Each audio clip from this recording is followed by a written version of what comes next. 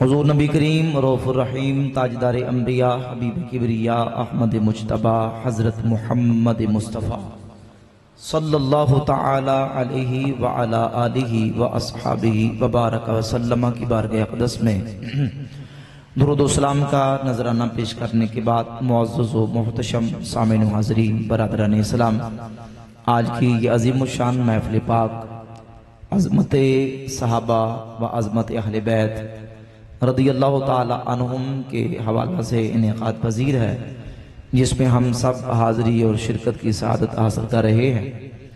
یقیناً نبی کریم علیہ السلام کے صحابہ کرام کا ذکر خیر کرنا، حضور کی اہل بیت طہار اور نبی کریم علیہ السلام سے نسبت رکھنے والی ہر چیز کا ادب و احترام کرنا ہمارا ایمان ہے، ہماری عقیدت ہے، ہماری محبت ہے، اور نبی کریم علیہ السلام کی محبت کا تقاضا ہے کہ ہم حضور سے نسبت رکھنے والی ہر چیز سے محبت بھی کریں اور اس کا ادب و احترام بھی کریں۔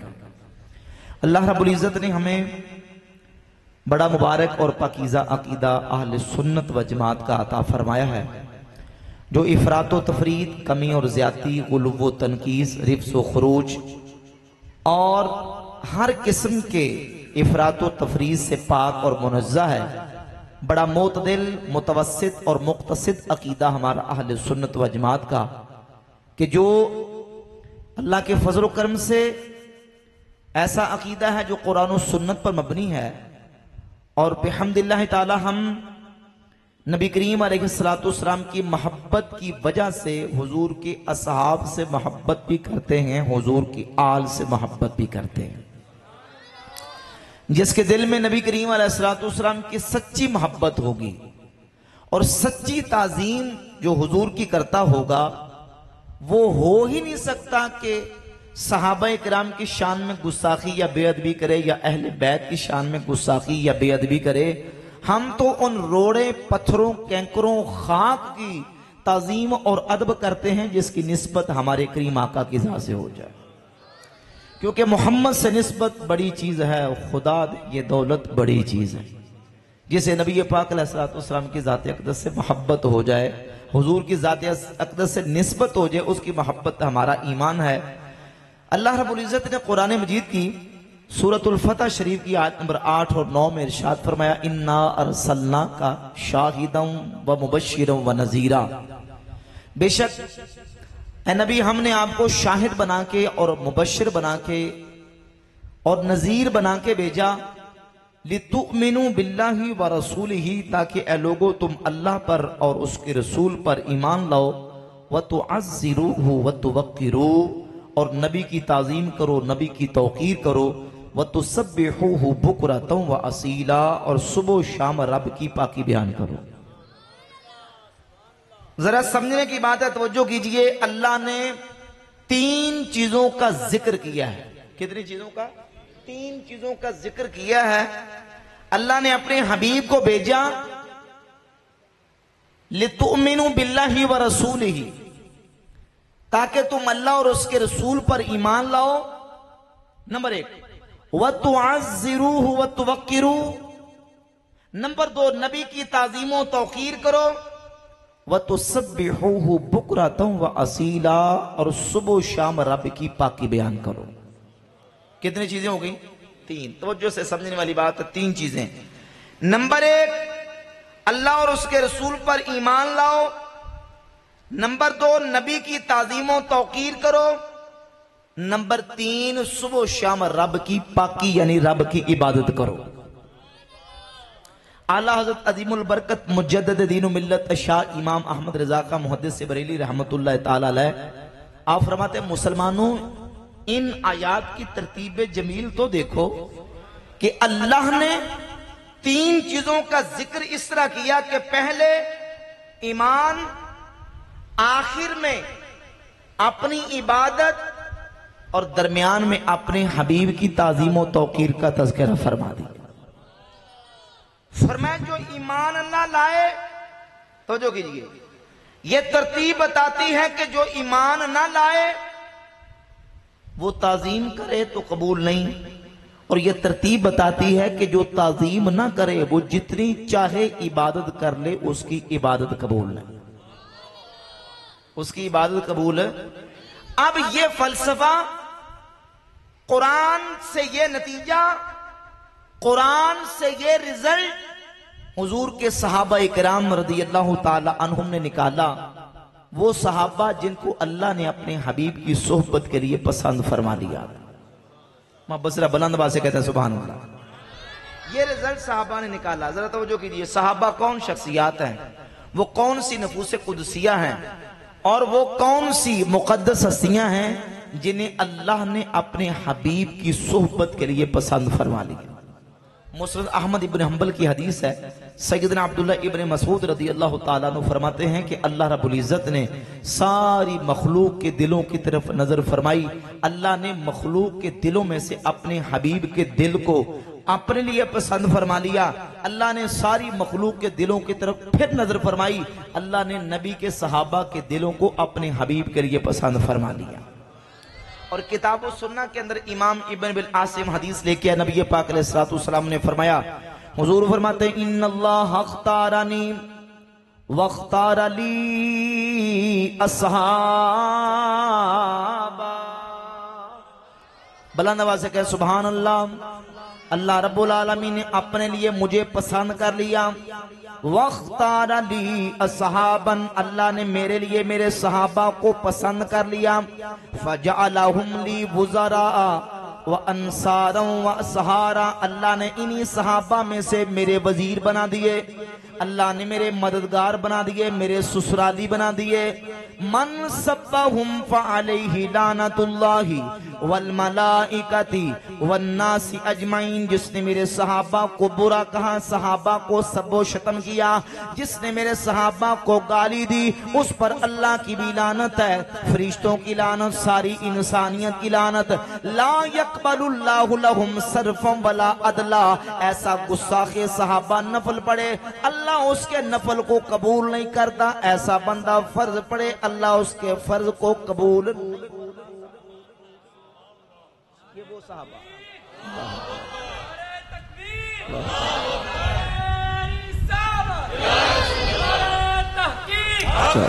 ہر صحابی نبی جنتی، ہر صحابی نبی جنتی۔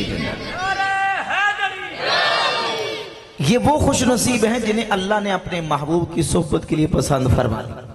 فَجَعَلَهُمْ لِوُزَرَا وَأَنصَارًا وَسَحَارًا، حضور فرماتے ہیں انہی صحابہ کو اللہ نے میرا وزیر بنایا، میرے مددگار بنا دیا، اور انہی میں سے اللہ نے میرے سسرالی بنائے، یعنی ان میں سے بعض وہ ہیں جن سے میں نے بیٹیاں نکاح میں لی اور جن کو بیٹیاں نکاح میں دیں۔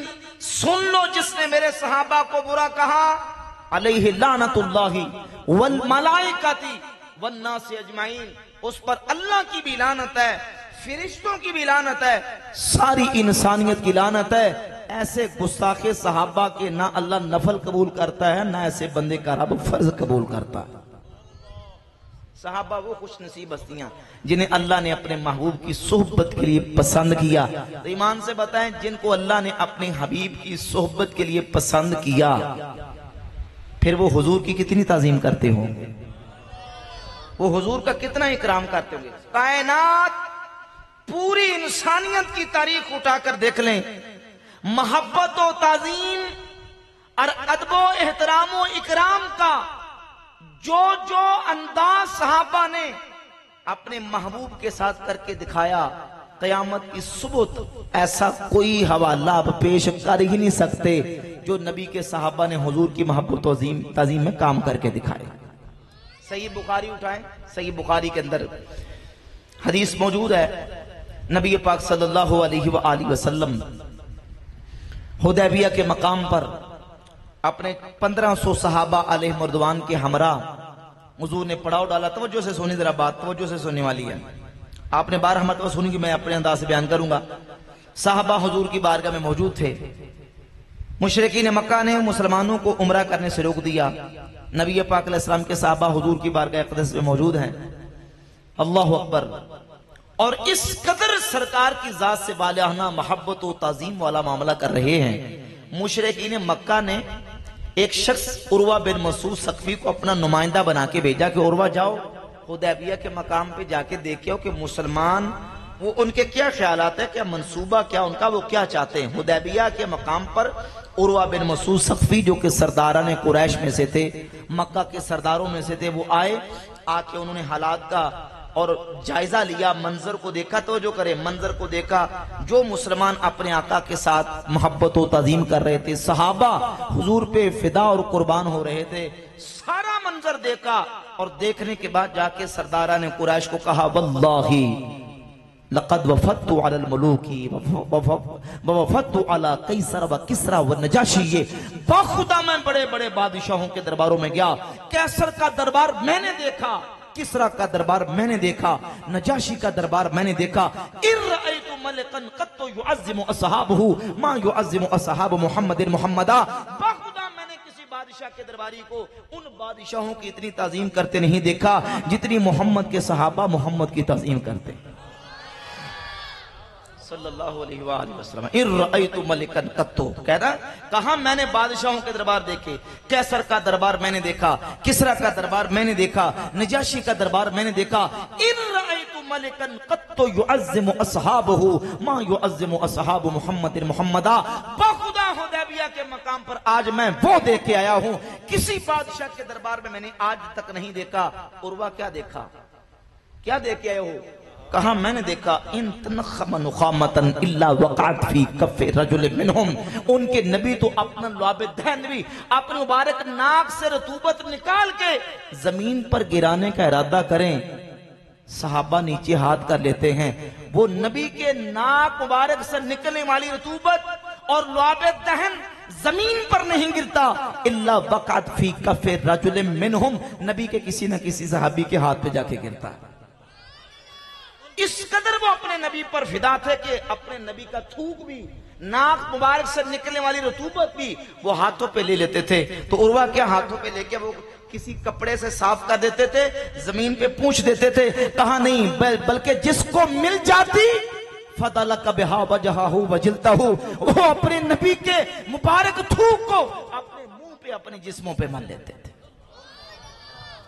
قیامت کی صبح تک دنیا میں کسی کے ساتھ کتنی ہی کوئی محبت کرتا ہو، کتنا ہی عشق کرتا ہو، کتنی ہی بار رفتگی کرتا ہو، کسی کے تھوک کو ہاتھوں پہ لے کے منہ پہ ملنے کی ہمت نہیں کرے گا، نہیں کرے گا۔ اللہ اکبر۔ صحابہ کے دل میں حضور کی محبت کتنی تھی کہ حضور کا مبارک تھوک، حضور حکم نہیں دے رہے، اپنی بار رفتگی کے عالم میں، محبت کے عالم میں سرکار کا تھوک مبارک لے کے اپنے منہ پہ مل لیتے تھے۔ محبت سے کہتے ہیں سبحان اللہ۔ کیونکہ صحابہ وہ صحابہ تھے جن کی ہر صبح عید ہوتی تھی، خدا کا قرب حاصل تھا، نبی کی دید ہوتی تھی۔ ایمان سے بتائیں، جب وہ حضور کے مبارک تھوک کا اتنا ادب کرتے تھے اور حضور کے لعاب دہن کا اتنا اکرام کرتے تھے، وہ نبی کی آل کا کتنا ادب و احترام کرتے ہو، وہ حضور کی اولاد کا کتنا ادب و احترام، جب وہ حضور کی ذات سے نسبت رکھنے والی چیزوں کا اتنا ادب کرتے تھے۔ ایک لکڑی میرے نبی کے جسم کے ساتھ لگی، سیدنا عبداللہ ابن عمر رضی اللہ تعالیٰ عنہما سے امام ابن حبان کتاب الثقات کے اندر قاضی عیاض الشفاء کے اندر روایت لے کے آئے، عبداللہ ابن عمر صحابی رسول جب مسجد نبی شریف میں حاضر ہوتے تو نبی پاک علیہ السلام کے ممبر شریف کے پاس جاتے، اور ممبر کی جس سیڑھی پر اللہ کے محبوب بیٹھا کرتے تھے، عبداللہ بن عمر اس طرح ہاتھ پھیرتے، ہاتھ پھیر کے اپنے منہ پہ مل لیتے تھے۔ سارے نہیں بولے ذرا محبت سبحان اللہ کہو نا۔ کہا کہ اس لکڑی کو رسول اللہ سے نسبت ہے۔ جب حضور کی نسبت سے لکڑیوں کا اتنا ادب کرتے تھے تو وہ حضور کی آل کا ادب نہیں کرتے۔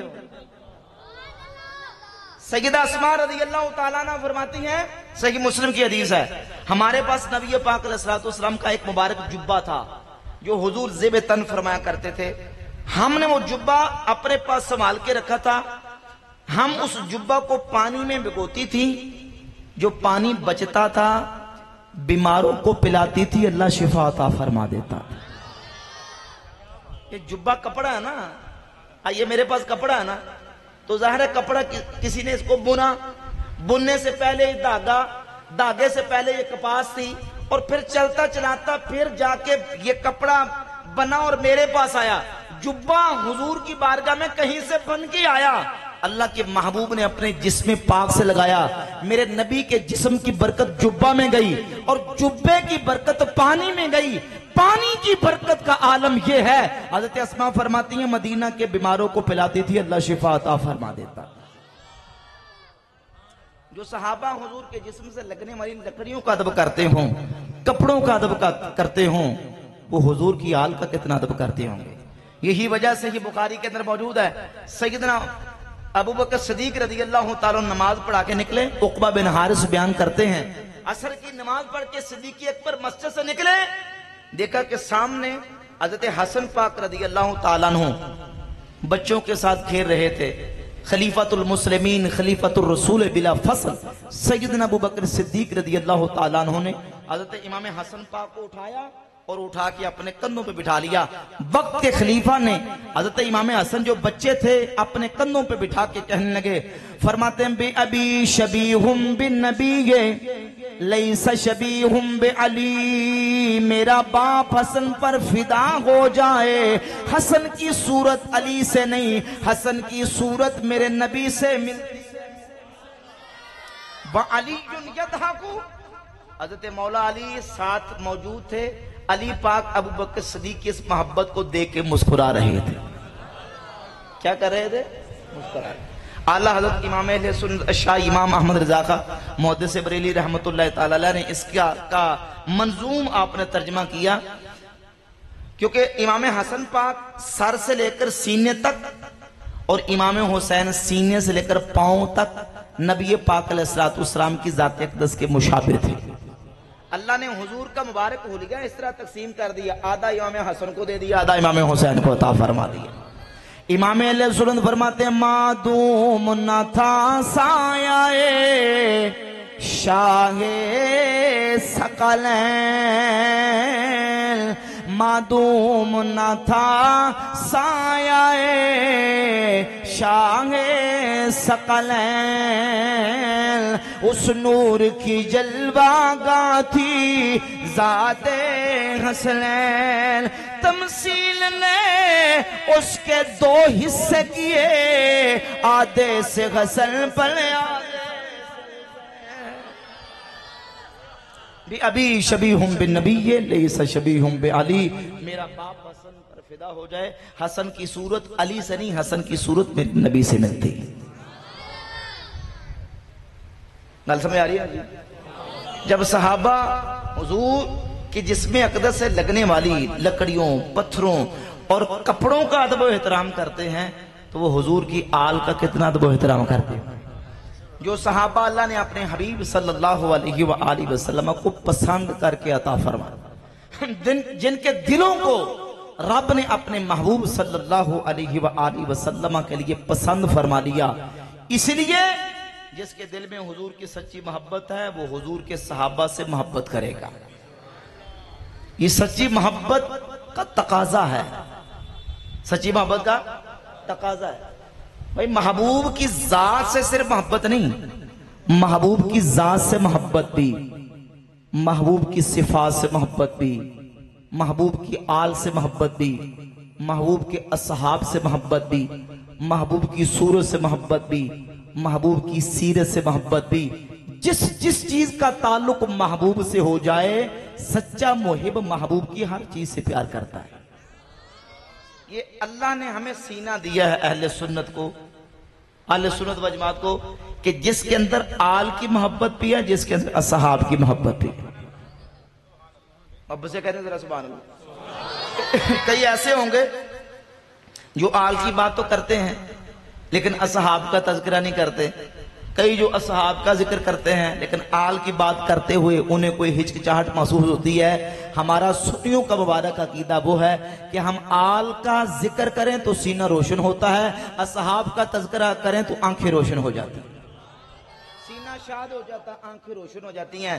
اس لیے اعلیٰ عظیم البرکت فرماتے ہیں، آپ فرماتے ہیں اہل سنت کا بیڑا پار اصحاب حضور. مل کے محبت سے پڑھیں اہل سنت کا بیڑا پار اصحاب حضور. نجم ہے اور ناؤ ہے عطرت رسول اللہ کی. نجم ہے اور ناؤ ہے عطرت رسول اللہ کی. نعرہ تکبیر، نعرہ رسالت، نعرہ تحقیق، نعرہ حیدری. ہر صحابی نبی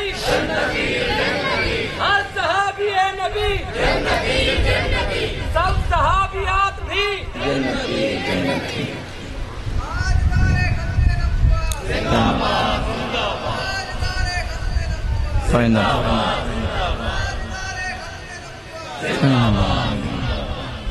تو نبی پاک صلی اللہ علیہ وآلہ وسلم کی محبت کا تقاضا ہے کہ ہم حضور کی آل و اصحاب دونوں سے پیار کریں، چونکہ نسبت سرکار کی ہے نا. محبت سے کیسے سبحان اللہ. آپ دیکھ رہے ہیں اس نسبت کا نبی کریم علیہ السلام نے خود ذکر کیا، ان دونوں نسبتوں کا، کہ اصحاب سے محبت بھی حضور کی وجہ سے، آل سے محبت بھی حضور کی وجہ سے. جامع ترمذی کے اندر حدیث ہے، اور بلکہ جامع ترمذی کے اندر 2 حدیث ہے، میں 2 حدیثیں آپ کے سامنے پڑھوں گا. خود نبی کریم علیہ السلام نے اس نسبت کا ذکر کیا. جامع ترمذی کے اندر حدیث، امام ترمذی نے حدیث کو حسن کہا. فضائل الصحابہ میں پہلے 4 طرق امام احمد ابن حنبل لے کے آئے اور یہ حسن درجے کی حدیث ہے. نبی کریم علیہ السلام نے فرمایا اللہ اللہ فی صحابی لا تتخذوہم غرضا بعدی. میرے صحابہ کے بارے میں اللہ سے ڈر کے رہنا، میرے بعد میرے صحابہ کو تانو تشنیع کا نشانہ مت بنا لینا. من احبہم فبحبی احبہم، جس نے صحابہ سے پیار کیا، جس نے میرے صحابہ سے محبت کی، اس نے میری وجہ سے محبت کی.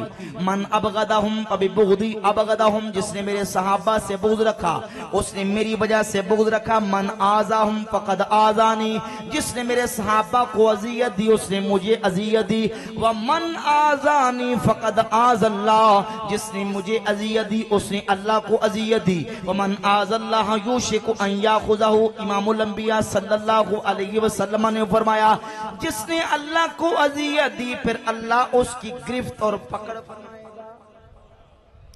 صحابہ سے محبت میری وجہ سے، جس نے صحابہ سے بغض رکھا اس نے میری وجہ سے بغض رکھا.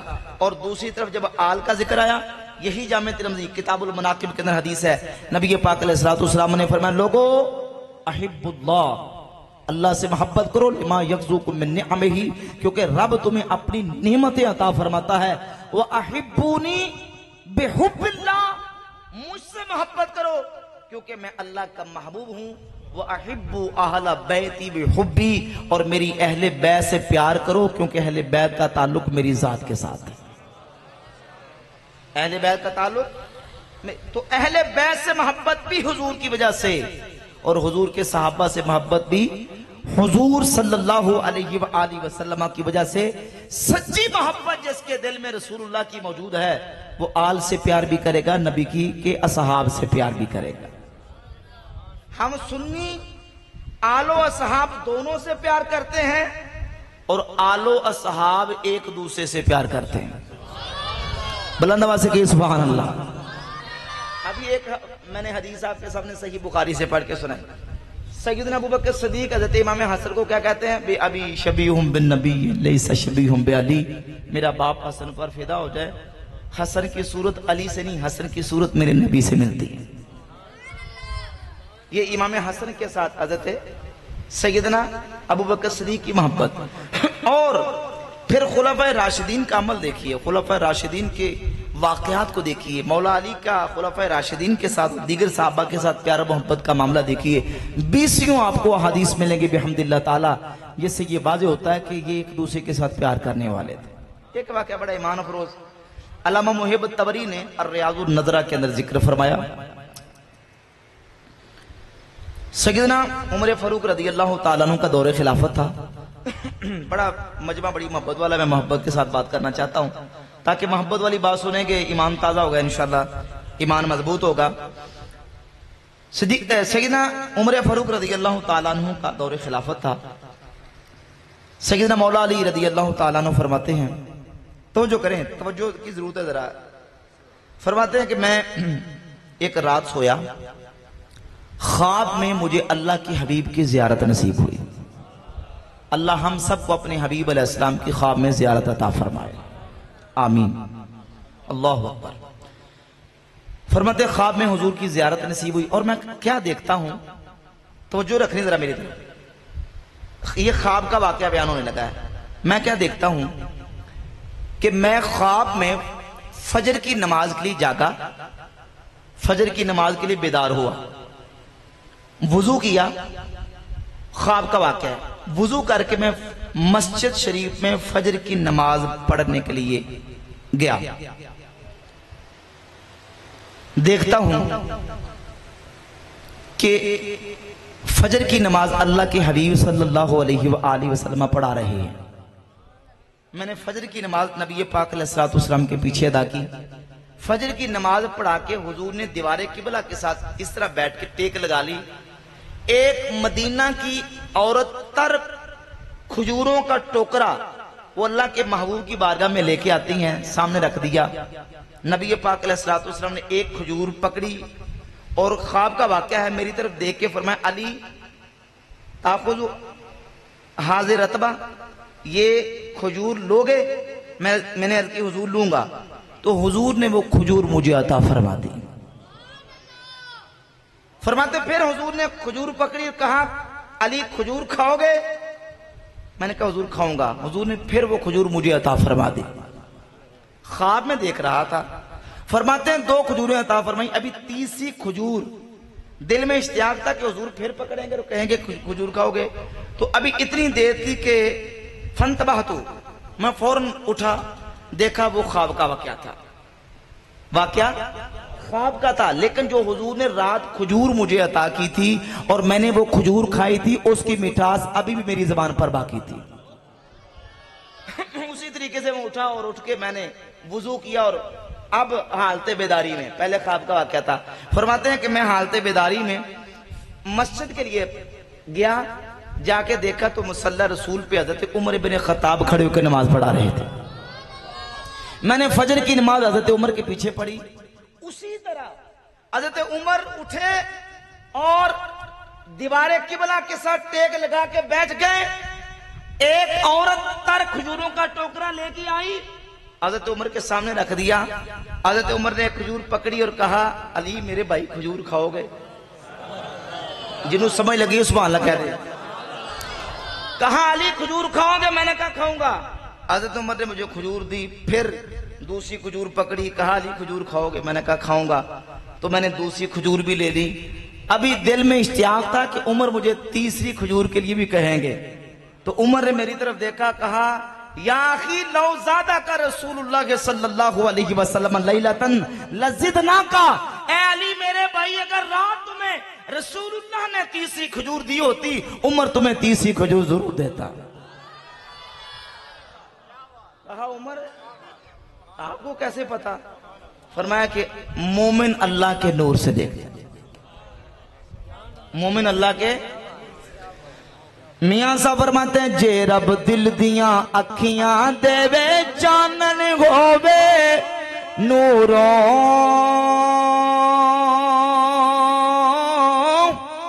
محبوبانو سب نظیری آوے کیا نیڑے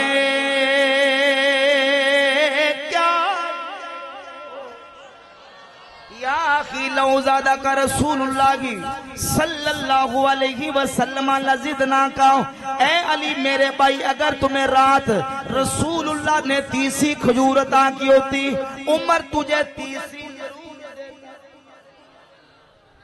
آپس میں محبت دیکھے، آپس میں پیار دیکھے۔ ابو بکر صدیق رضی اللہ تعالیٰ عنہ کا جس وقت وصال قریب آیا، صحابہ کو جمع کیا، المصنف ابن ابی شیبہ کے اندر روایت موجود ہے، صحابہ کو جمع کر کے ابو بکر صدیق نے کہا احیت احدن افتردون بہی، میں نے ایک نویسہ تیار کیا ہے اور میں نے ایک دستاویز تیار کی ہے، میں نے لکھ دیا کہ میرے بعد مسلمانوں کا خلیفہ کون ہوگا، افتردون بہی، کیا تم اس بات پر راضی ہو؟ سب نے کہا ہم راضی ہیں۔ مولا علی نے فرمایا لا، میں راضی نہیں، میں راضی الا ان یکون عمر بن الخطاب، میں راضی تب ہوگا اگر اس کے اندر لکھا ہوا عمر بن خطاب کا نام ہوگا۔ میں عمر کے نام پر راضی ہوں اگر عمر ہوں گے، اور وہ جو لکھا ہوا تھا جب کھول کے دیکھا تو واقعہ عمر بن خطاب کا نام لکھا ہوا۔ محبت سے کہہ دیجیے سبحان اللہ۔ یہ مولا علی کی نگاہ میں حضرت ابو بکر عمر کا مقام ہے۔ اور صحیح بخاری اٹھائیں، 3671 نمبر حدیث ہے صحیح بخاری کے اندر، 3671 نمبر۔ محمد ابن حنفیہ مولا علی کے بیٹے نے پوچھا ابو جان یہ بتائیں ای الناس خیر بعد نبی صلی اللہ علیہ وآلہ وسلم، آپ کی نگاہ میں رسول اللہ کے بعد حضور کی امت میں سب سے افضل ترین ہستی کون ہے؟ یہ کوئی اخباری رپورٹ نہیں ہے، کوئی قصہ نہیں ہے، کوئی کہانی نہیں ہے، صحیح بخاری کی 3671 نمبر حدیث ہے۔ مولا علی نے فرمایا میری نگاہ میں اگر کوئی ہے تو وہ ابو بکر صدیق۔ قالا قلت ثم من، میں نے کہا ان کے بعد، فرمایا ان کے بعد دوسرا مقام عمر بن خطاب رضی اللہ تعالیٰ۔ کتاب الآثار امام ابو یوسف امام اعظم ابو حنیفہ کے شاگرد امام ابو حنیفہ کی سند کے ساتھ حدیث نمبر 924 صفحہ 207 پہ موجود ہے، امام اعظم ابو حنیفہ کی سند کے ساتھ روایت لے کے آئے۔ ایک شخص نے مولا علی سے کہا یا علی ما رأیت احدا خیرا منکا، میں نے بڑے بڑے افضل لوگ دیکھے ہیں، بڑے بڑے خیر اور بلائی والے، بڑے بڑے فضیلت والے لوگ دیکھے ہیں، ما رأیت احدا خیرا منکا، میں نے آج تک آپ سے بڑا فضیلت والا کوئی شخص نہیں دیکھا۔ تو مولا علی نے فوراً کہا یہ بتا حل رأیت النبی صلی اللہ علیہ وآلہ وسلم، تو نے اللہ کے نبی کو دیکھا ہے؟ قال لا، کہنے لگا نہیں۔ فرمایا یہ بتا حل رأیت ابا بکر و عمر، پچھلے نہیں بولے ذرا مبنہ سبحان اللہ کہہ دیو، حل رأیت ابا بکر و عمر، تو نے ابو بکر و عمر کو دیکھا؟ قال لا، کہنے لگا نہیں۔ فرمایا لو اخبرتنی انک رأیت النبی صلی اللہ علیہ وآلہ وسلم ضربت عنقک، اگر تو یہ کہہ دیتا کہ میں نے اللہ کے نبی کو دیکھا میں تیرے گردن اڑا دیتا، کیونکہ تو نے مجھ سے افضل ہستی اللہ کے نبی کو دیکھا ہے۔ وَلَوْ أَخْبَرْتَنِي أَنَّكَ رَأَيْتَ أَبَا بَكْرٍ وَعُمَرَ لَأَوْجَعْتُكَ عُقُوبَةً، اگر تو یہ کہتا کہ میں نے ابو بکر و عمر کو دیکھا ہے میں تجھے پھر بھی سخت سزا دیتا، کیونکہ ابو بکر بھی مجھ سے افضل ہے، عمر بھی مجھ سے افضل ہے۔ یہ ہے مولا علی کا عقیدہ اور یہی ہے اہل سنت کا عقیدہ۔ محبت سے کہی سبحان اللہ۔ پنجابی سمجھ دے ہو؟ صحیح سمجھ دے ہو؟ پنجابی سمجھ ہے نا؟ آدم لکھتے ہیں چاروں یاری نبی دے عاشقی، کوئی نہیں نام چارہ برگا نام سترتی پیدا کیتا، کہ نہ جان سارا برگا نہ کوئی ہویا تے نہ کوئی ہو سی، نہ چارہ یارہ برگا آزم شانی صدیق کی دساں، اکو یار ہزار۔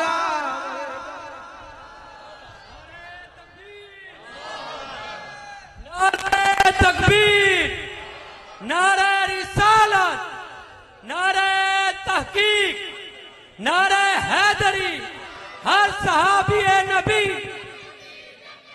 हर सहाबी नबी, जन्नती सब सहाबियात भी।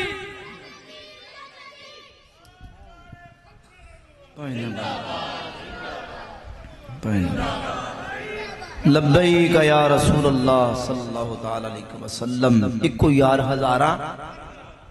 और देखिए अल्लाह ने कहां उनको मकाम दिया है, कहां, बोलो कहां मकाम दिया है?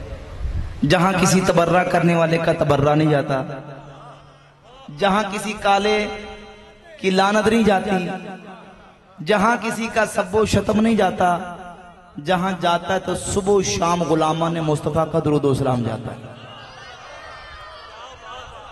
इमाम सैयदुस साजिदीन ज़ैनुल आबिदीन रज़ी अल्लाह ताला अन्हु से किसी ने पूछा, दो किताबों के अंदर रिवायत मौजूद है, इमाम अहमद बिन हंबल की मुस्नद अहमद के अंदर, फ़ज़ाइलुस सहाबा के अंदर मौजूद है। पूछा ये बताएं, मा मंज़िलत अबी बकर व उमर मिन नबी सल्लल्लाहु अलैहि वसल्लम। अबू बकर उमर का हुजूर की बारगाह में क्या मकाम है? तो इमाम ज़ैनुल आबिदीन ने छोटे से जुमले में जवाब दिया, मंज़िलतुहुमा सआ। तू पूछता है कि हुजूर की बारगाह में क्या मंज़िलतुहुमा सआ, जो अब मकाम है। जिन्हों समझ आई वो सुभान अल्लाह कह दे जरा। हुजूर की बारगाह में क्या मकाम है, सरकार की निगाह में उनका क्या मर्तबा है? फरमाया मंज़िलतुहुमा सआ, जो अब मकाम है, दोनों हुजूर के पहलू में लेटे हुए हैं, दोनों सरकार की बारगाह में। और वहां अल्लाह ने मकाम दिया। कुछ अर्सा पहले कराची का राफजी दुश्मन सहाबा बोला, कहता अबू बकर उमर जन्नत में नहीं जा सकते। उन अहमकों को बंदा कहे तुम कहते हो कि जन्नत में जा नहीं सकते, जालिमों वो तो आज भी जन्नत में लेटे हुए, इनकार करो। सुन्नी शिया दोनों की किताबों के अंदर रिवायतें दिखाने के मैं जिम्मेदार हूं। अहले सुन्नत की किताबों के अंदर, अहले तशय्युअ की किताबों के अंदर रिवायतें मौजूद हैं। नबी पाक अलैहिस्सलाम का फरमान है, मां बैना बैती व मिंबरी रौदतुम मिन रियादिल जन्नह। मेरे मिंबर और मेरे घर के दरमियान ये जमीन का टुकड़ा, ये जमीन पर खुदा की जन्नत है। क्या है भाई? कोई अगर इनकार करे तो उसकी अपने मुकद्दर की बात है। हम तो मानते हैं कि जमीन का ये टुकड़ा क्या है, बोल के क्या है? जन्नत है। जमीन का ये टुकड़ा दुनिया में खुदा की जन्नत है। तुम कहते हो कि वो जन्नत में जा नहीं सकते, जालिमों को तो 15 सदियों से जन्नत में लेटे हुए, वो तो 15 सदियों से जन्नत में लेटे हुए। तो इमाम ज़ैनुल आबिदीन ने फरमाया मंज़िलतुहुमा सआ, जो अब मकाम है वो क्या है? इसका तर्जुमा पंजाबी शायर ने कहा है कि वो ये है कि शान सिद्दीक फारूक दा की दसा कीता अल्लाह ने जिन्ना दा उच्चा मकाम। ए सब्ज़ गुंबद ते थल्ले जो बचदी सी था, मेरे आका दे यारा दे कम आया। ये अबू बकर उमर रज़ी अल्लाह ताला अन्हुमा के काम आई है वो जगह जो हुजूर के मुबारक रोजा शरीफ में खाली थी, और जन्नत का वो टुकड़ा जहाँ अल्लाह के महबूब आराम फरमा रहे हैं, वहां हुजूर के पहलू में अबू बकर भी मौजूद है, उमर भी मौजूद है। और देखे फिर कितनी खूबसूरत और अच्छी मायत उन्हें मिली। नबी पाक अलैहिस्सलाम जब भी उनका जिक्र करते थे, हुजूर यही कहते थे, मैं था और अबू बकर था और उमर था। सही बुखारी के अंदर हदीस है, सही मुस्लिम के अंदर हदीस है। तो जो कीजिए, बुखारी मुस्लिम की मुत्तफकुन अलैह हदीस है। हजरत अब्दुल्लाह इब्न अब्बास रज़ी अल्लाह ताला अन्हुमा फरमाते हैं, जब हजरत उमर की शहादत हुई तो आपका जिस्म पाक चारपाई पे था। एक शख्स मेरे पीछे से आया, सहाबाए किराम आके हजरत उमर के लिए दुआ कर रहे थे और हजरत उमर की तारीफ कर रहे थे। एक शख्स मेरे पीछे से आया और उसने अपना बाजू इस तरह मेरे कंधे पे रख लिया। साहबा हल्का बना के खड़े थे, पीछे से कुछ शख्स आया, अब्दुल्लाह बिन अब्बास कहते उसने आके इस तरह अपना बाजू रख लिया और कहा रहमल्लाहु उमर, रहमल्लाहु उमर, अल्लाह उमर पे रहम करे, अल्लाह उमर पे रहम करे। मैंने जब भी रसूलुल्लाह से सुना, हुजूर फरमाया करते थे कुन्तु अबू बकर व उमर, फालतू व अबू बकर उमर वंतलक्तु व अबू बकर उमर, मैं था और अबू बकर था और उमर था, मैं चला और अबू बकर चला और उमर था, मैंने किया और अबू बकर ने किया और उमर ने किया। यानी रसूलुल्लाह अपने साथ अबू बकर का जिक्र और उमर का जिक्र किया करते थे। हज़रत अब्दुल्लाह बिन अब्बास कहते हैं जब इस शख्स ने पीछे से आके ये कहा तो मैंने पीछे पलट के देखा, फ़इज़न हुवा अली इब्न अबी तालिब, वो मौला अली थे जो शेखैन की अज़मत और शान की गवाहियां दे रहे थे। कौन थे?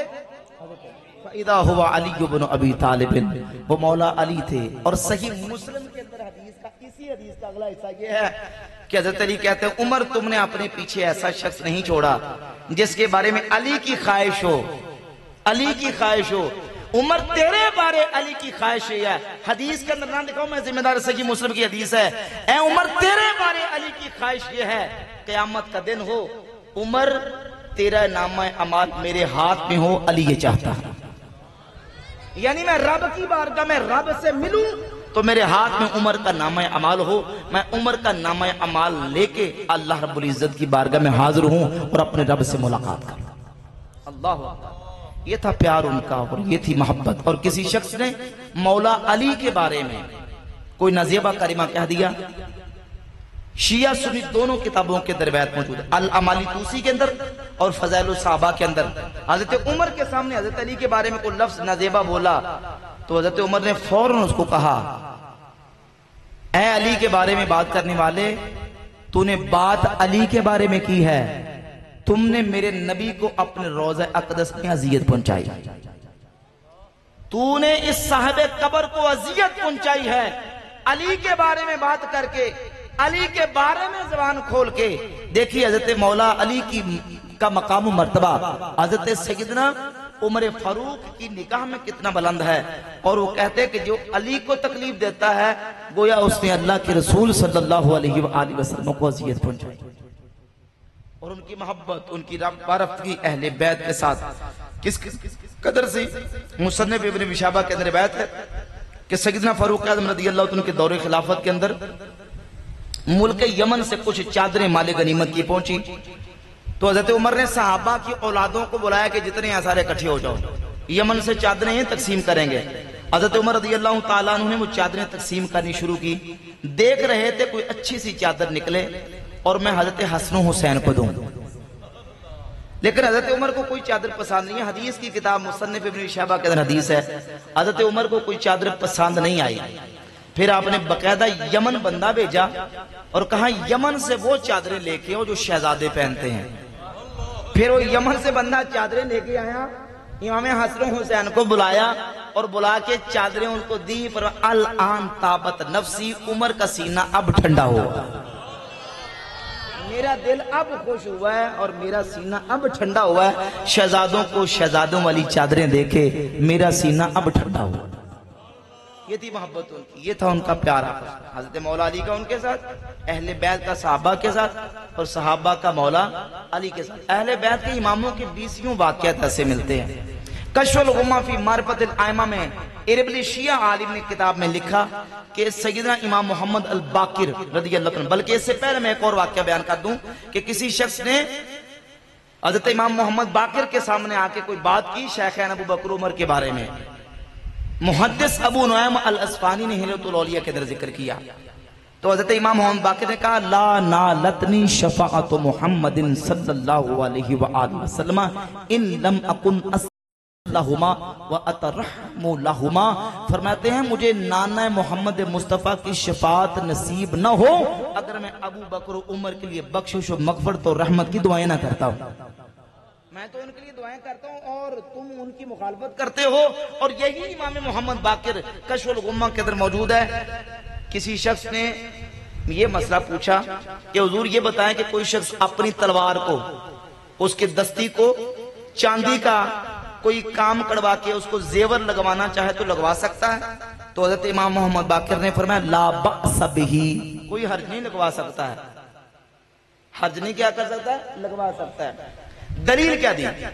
फरमाया कद हल्ल अबू बकर सिद्दीक सैफहू, क्योंकि अबू बकर सिद्दीक ने अपनी तलवार को चांदी का जेवर पर लगवाया था। دلیل یہ ہے کہ ابو بکر صدیق نے اپنی تلوار کو چاندی کا زیور لگوایا، لہذا لگوا سکتے ہیں، تو اس نے کو کہا انتا قلتا ابو بکر صدیق، آپ بھی ابو بکر کو صدیق کہتے ہیں؟ یعنی اس کا خیال یہ تھا کہ یہ اہل بیت کے امام ہیں، یہ ابو بکر عمر کو کیا مانتے ہوں گے، تو کہا آپ بھی ابو بکر کو صدیق کہتے ہیں؟